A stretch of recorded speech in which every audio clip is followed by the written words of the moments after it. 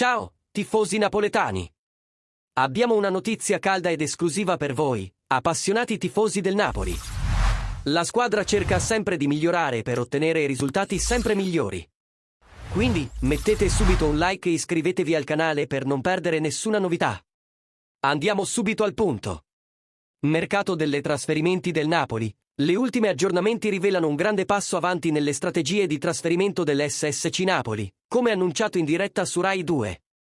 Il club è impegnato a costruire una squadra solida per la stagione 2024-2025, sotto la guida del nuovo tecnico Antonio Conte.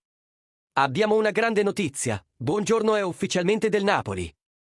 Nel programma La Domenica Sportiva, il giornalista Ciro Venerato ha rivelato i dettagli di questo importante movimento. Abbiamo bisogno di rafforzare la difesa del Napoli e, dopo l'arrivo del giovane Rafa Marin dal Real Madrid, è ora il turno di Alessandro Buongiorno. Questi sono i numeri ufficiali dell'affare. Il Napoli ha pagato 35 milioni di euro in contanti più 7 milioni di bonus per il giocatore, per un totale di 42 milioni.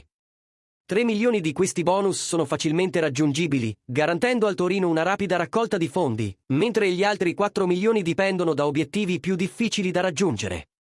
Buongiorno ha firmato un contratto di 5 anni, iniziando con uno stipendio di 2,5 milioni di euro, che aumenterà progressivamente. Se il Napoli si qualificherà per la Champions League nella prossima stagione, lo stipendio del giocatore aumenterà ancora di più, raggiungendo cifre molto significative. Inoltre, il contratto include una clausola di rescissione di 70 milioni di euro, valida a partire dal terzo anno, nel caso in cui Conte, che ha un contratto di 3 anni, decidesse di andare via.